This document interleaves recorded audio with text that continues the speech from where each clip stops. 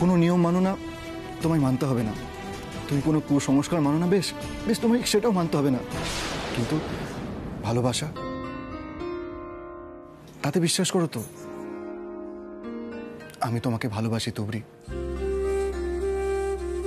আর আমি আমার সারাটা জীবন তোমার সাথে কাটাতে চাই। ওর কি মাথা টাথা খারাপ হয়ে গেছে নাকি রে? মা, মেজদি অনেকদিন আগে থেকে অর্জুনদাকে ভালোবাসে।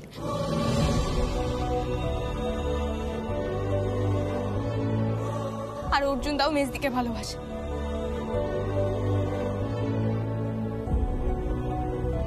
ও শুধু কাউকে জানাতে চায়নি। তুবড়ি,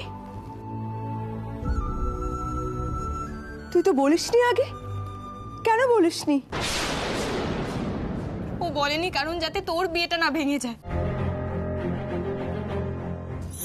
তোর ভবিষ্যতের কথা ভেবে।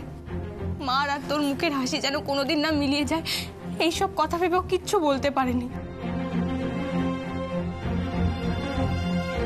নিজের ভালোবাসাকে বিসর্জন দিয়েই বিয়েতেও রাজি হয়েছিল, শুধুমাত্র আমাদের কথা ভেবে। মা,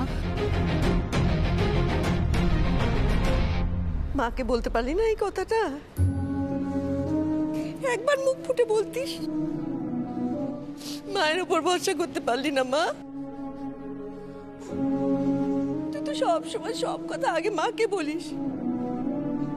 সেই মাকে লুকিয়ে তুই জীবনের এত বড় একটা আপোষ করতে যাচ্ছিলিস মা, আমি তো ভাবতে পারছি না রে। তুলি সোনার জীবনের সর্বনাশের জন্য আমি দায়ী হতাম, আমি। না মা, না, আমি আসলে তোমায় কষ্ট দিতে চাইনি। তুমি আমাদের দুই বোনের বিয়ে নিয়ে কত স্বপ্ন দেখেছিলে, আমি সেগুলো ভেঙে দিতাম বলো? চুপ কর, খুব পাকা হয়ে গেছিস না?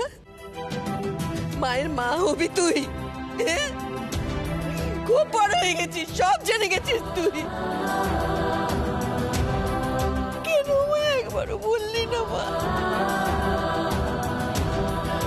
অর্জুন এসে যদি তোর জীবনে ভাবে না বাঁচাতো আমি কি করতাম বল?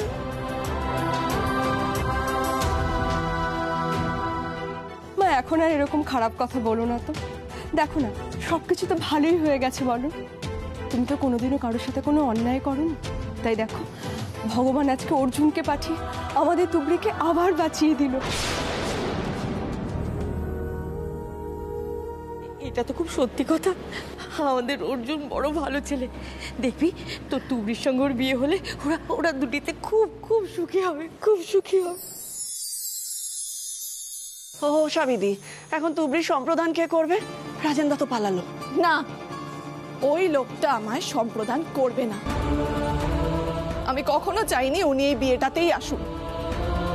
ওই লোকটা আমাদের জীবনে অভিশাপ। তুবড়িমা, দেখো তোমরা আমাদের থেকে অনেক ছোট, তবু আমি ক্ষমা চাইছি তোমাদের কাছে। কারণ এই শর্তটা আমিই দিয়েছিলাম যে তোমার বাবাকে দিয়ে তোমাদের সম্প্রদান করাতে হবে। কিন্তু আমি বুঝিনি যে আমার ওই শয়তান ছেলেটা এত বড় একটা নোংরা খেলার সঙ্গে জড়িত হবে। যাই হোক, আমি তো তোমাদের পিতৃতুল্য। বেয়ান, আমি বলি কি, তুবড়িমার সম্প্রদানটা আমি করতে চাই।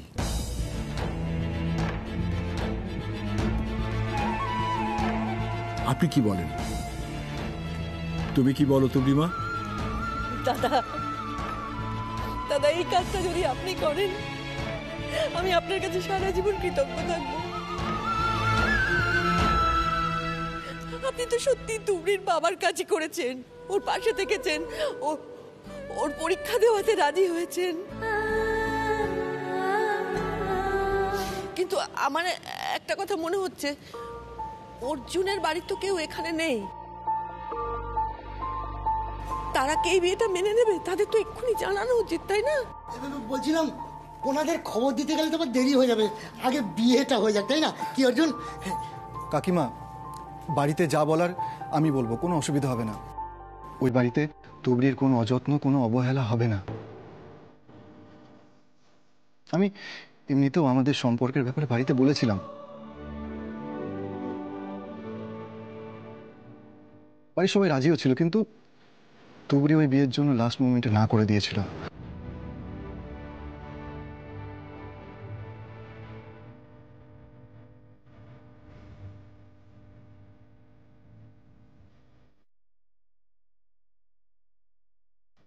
আরে লগ্ন বাকি আছে 10 মিনিট মাত্র, চলো চলো এখনই বিয়ে বসতে হবে।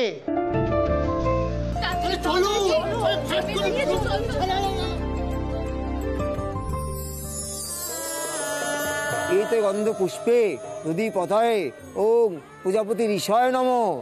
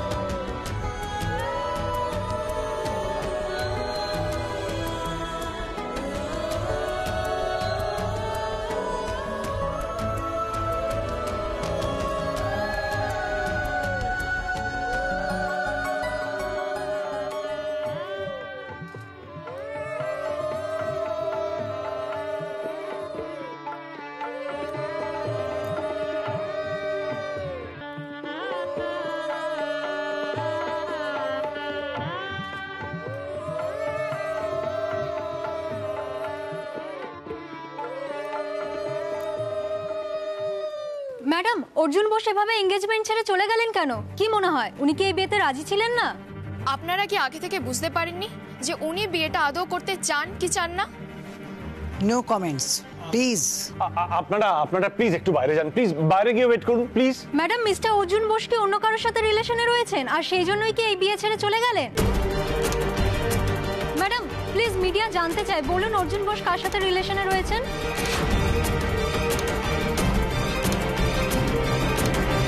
মিসেস বোস, মিডিয়াও একই প্রশ্ন করছে আর আপনাদের কারোর কাছে কোনো উত্তর নেই। আপনারাই বলুন, আমার মেয়ে কি এরকম ছেলে ডিজার্ভ করে, নাকি এরকম ব্যবহার আমরা ডিজার্ভ করি? জয়বাবু, একটু শান্ত হন প্লিজ। আপনি তো বুঝতে পারছেন বাড়ির পরিস্থিতিটা। আমি ক্ষমা চাইছি, সবার হয়ে আমি ক্ষমা চাইছি। দেখুন, সত্যি অর্জুন রাজি ছিল বিয়েতে, কি করে হঠাৎ করে সব হয়ে গেল আমরাও বুঝতে পারছি না। আর আমাদের সবার খারাপ লাগছে নিশার জন্য, একটু বুঝুন। আরে একটু ধৈর্য ধরো না একটু। অর্জুন এলেই তো সবটা পরিষ্কার হয়ে যাবে। ঠাম্মি, কিভাবে ফেস লস হচ্ছে? মা কেন যে ভাইয়াকে না জিজ্ঞেস করে বিয়েটা ঠিক করতে গেল আমি কিছুই বুঝতে পারছি না। ও মুখে হয়তো কিছু বলতে পারেনি, কিন্তু শেষমেশ তো বিয়েটা মানতে পারলো না। কি দরকার ছিল এভাবে? চিনিস তো তোদের মাকে, সব বিষয়ে সে একা একা সিদ্ধান্ত নেবে, কারো কথা শুনবে না। ছেলের বিয়ের মতন একটা সিদ্ধান্ত, সেটাও কনসিকোয়েন্সটাও একবার ভাবলো না। এবারে এই এতগুলো লোকের সামনে আমরা মুখ দেখাবো কি করে মুখ দেখাবো বলতে কি? আর একটু অপেক্ষা করে যা, আমি শুধু এটুকুই বলবো, যা হয় তা ভালোর জন্যই হয়, আর যা হয় না তা কারোর জন্যই হয় না। ঠাকুর যা ঠিক করে রেখেছেন তাকে টলাতে পারে এমন সত্য তো কারণ নেই।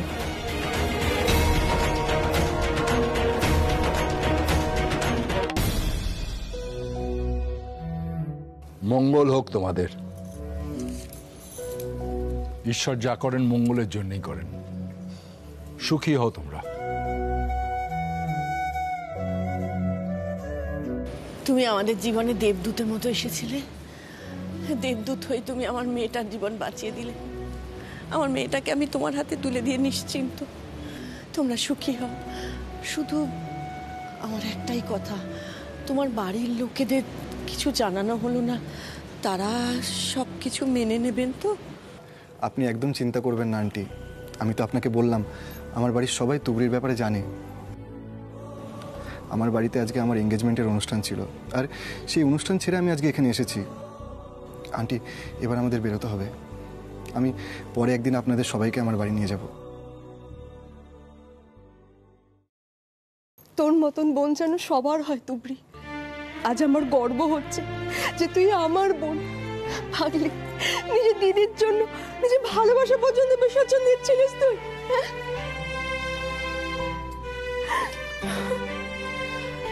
আজ আমিও খুব খুশি, তোরা যাদেরকে ভালোবাসতিস তাদের সঙ্গেই তোদের বিয়ে হয়েছে। আমি তোদেরকে খুব মিস করবো রে। মা, তিন্নিটা বড় হয়ে গেছে জানো। আমার কষ্ট দেখে ও সব কিছু বলে দিতে চেয়েছিল তোমাদের, আমি ওকে বারণ করেছি। ও সেই কষ্টটা নিজের মধ্যে চেপে রেখেছিল। আসলে বড় হয়ে গেছে তো কষ্ট চাপতে শিখে গেছে। মনের মধ্যে এত কষ্ট চেপে রেখে মার মুখে হাসি দেখতে চেয়েছিলিস তো মা? মার হাসি মুখ সবসময় দেখতে পাবি যদি তোরা ভালো থাকিস, তোরা সুখে থাকিস। কেমন? তোরা ভালো থাকি প্রার্থনা করি। তুবড়ি খুব ভালো থাকবে, দেখো মা। অর্জুনের মতন ছেলে ওর পাশে আছে। ভগবানের আশীর্বাদে ওরা সারা জীবনের সঙ্গী হয়েছে। তুমি দেখো, ও খুব ভালো থাকবে। তুইও খুব ভালো থাকবি রে দিদি। শুভ্রদার মতো ছেলে হয় না। এবার আমাকে যাওয়ার অনুমতি দিন। বাড়ির সবাই আমাকে খুঁজবে, কেউ জানে না যে আমি বাড়ির বাইরে এসেছি। তাহলে তো এখনই কনকাঞ্জলি করিয়ে মেয়ের বিদায় করতে হবে। মায়ের ঋণ শোধ না করলে যে মেয়ের বিদায় হয় না।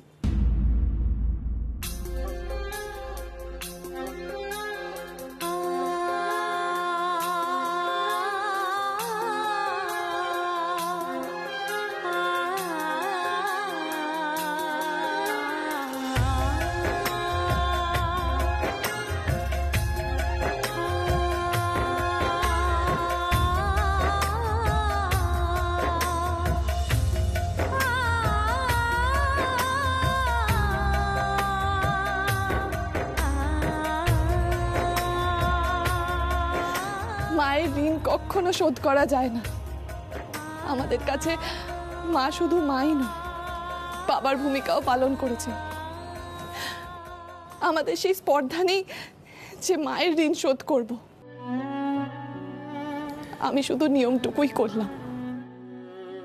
আমি চাই জন্ম জন্মান্তরে মায়ের কাছে যেন ঋণী হয়ে থাকি।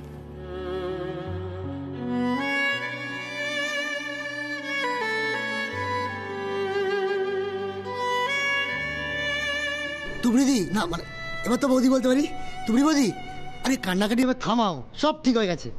ভাই তোরা বেরে গো, আমি আর আমার ব্যাটালিয়ানরা পেট পূজা না করে আমরা যাবো না কিন্তু। হ্যাঁ, তাহলে যা এবার এটা ধর। চলো তুবড়ি, আমরা বেরোবই।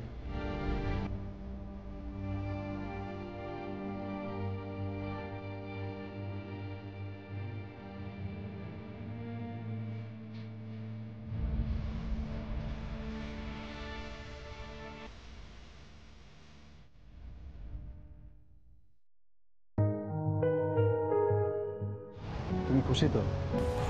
দেখো, এভাবে যে বিয়েটা হবে আমি সত্যি ভাবিনি। তুমিও নিশ্চয়ই তাই। আমি নিজেকে হবিতব্বর হাতে সঁপে দিয়েছিলাম। ওই বিয়েতে আমার মন সায় দিচ্ছিল না জানেন, কিন্তু কোনো উপায়ও তো ছিল না। আমি সত্যি কথা বলতে ভাবিনি যে কোনোদিনও আমাদের এক হওয়া সম্ভব হবে, কিন্তু এই ঘটনা থেকে একটা জিনিস বুঝতে পারছি, ভগবান আগে থেকে সব কিছু ঠিক করে রাখেন।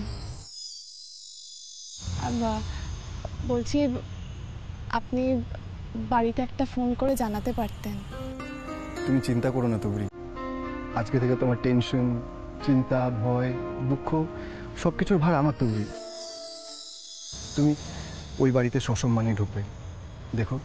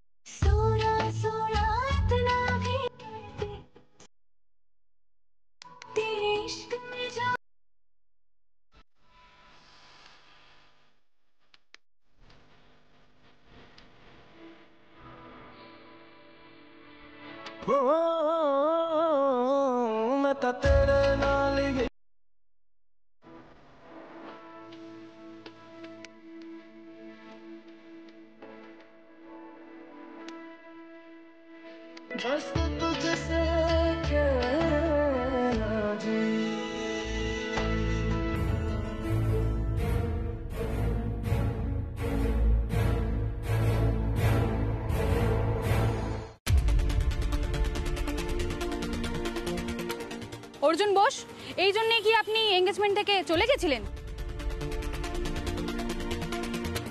আপনি কি ওনাকে আগে থেকেই চিনতেন? কে ইনি? এঙ্গেজমেন্টে কি আপনি রাজি ছিলেন না? আপনাকে কি জোর করে বিয়ে দেওয়া হচ্ছিল? আপনি কি বাড়ির বিরুদ্ধে গিয়ে বিয়ে করেছেন, নাকি আপনার বাড়িতে সবাই জানে? এরকম আচমকা বিয়ের কারণ কি আমাদের জানান। নো কমেন্টস প্লিজ, প্লিজ আপনারা একটু সাইড দিন। আমি আমি কোনো কথা বলতে চাই না, প্লিজ সরে যান। এ আপনি আমায় কোথায় নিয়ে এলেন? এইসব রিপোর্টাররা কি প্রশ্ন জিজ্ঞাসা করছে? এই বাড়িটা আপনার?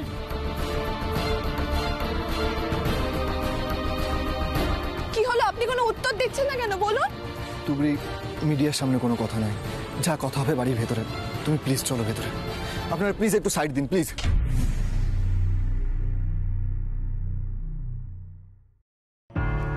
বড় বৌদি, আর কতক্ষণ অপেক্ষা করব?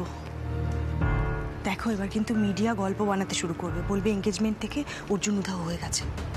কিছু একটা করো।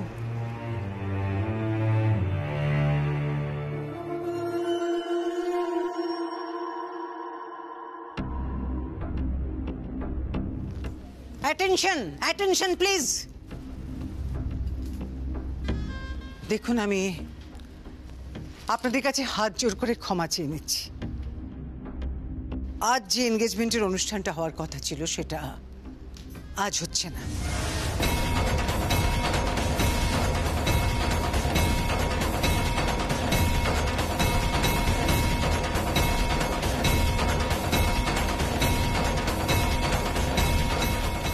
আজ এটা তুমি কি বলছো? নিশা, আমি তোমার সাথে এই নিয়ে পরে কথা বলবো। প্লিজ আমাকে এখন ওদের সামলাতে দাও। যা বলছিলাম, দেখুন, যদিও আজ এনগেজমেন্টটা হচ্ছে না, কিন্তু পরে একদিন নিশ্চয়ই এই এনগেজমেন্ট হবে, আর সেদিন আমি নিজে আপনাদেরকে আমন্ত্রণ জানাবো। আপনারা দয়া করে সেদিন আসবেন। থ্যাঙ্কস।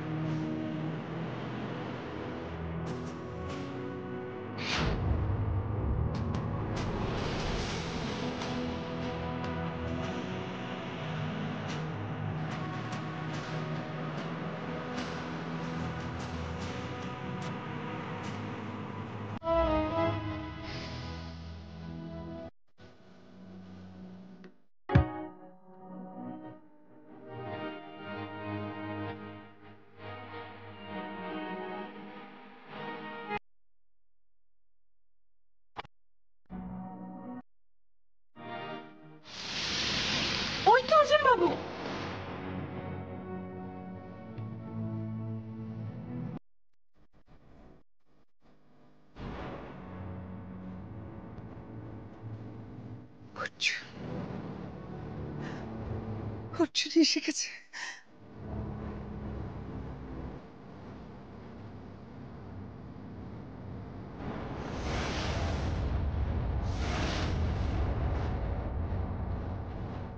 অর্জুন,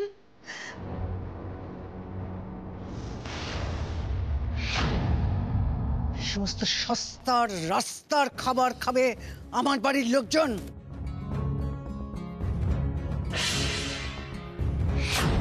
যে সমস্ত খাবার নষ্ট হয়েছে তার দ্বিগুণ দ্বিগুণ দ্বিগুণ দাম আমি তোমাদের দিয়ে দেব।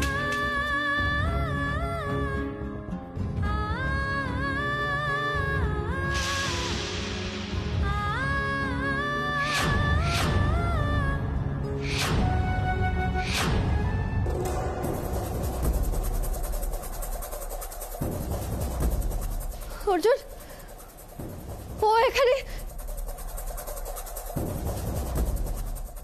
এই কি তবে সেই মেয়ে যাকে দাদুভাই ভালোবাসে? ঠাকুর, এই মেয়ে আমার বাড়ির বউ হয়ে এসেছে।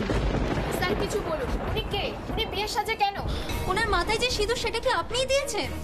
অর্জুন বাবু, উনি কি আপনার স্ত্রী?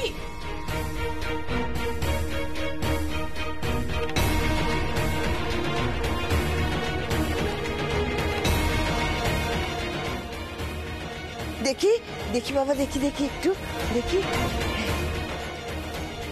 হ্যাঁ রে দাদু ভাই, এই কি সেই মেয়ে যার জন্য তুই ছুটে গেছিলিস? হ্যাঁ ঠাম্মি, এই সেই মেয়ে যাকে আমি ভালোবাসি। এর জন্য আমি অনুষ্ঠান ছেড়ে চলে গেছিলাম ঠাম্মি। আমি ওকে বিয়ে করেছি।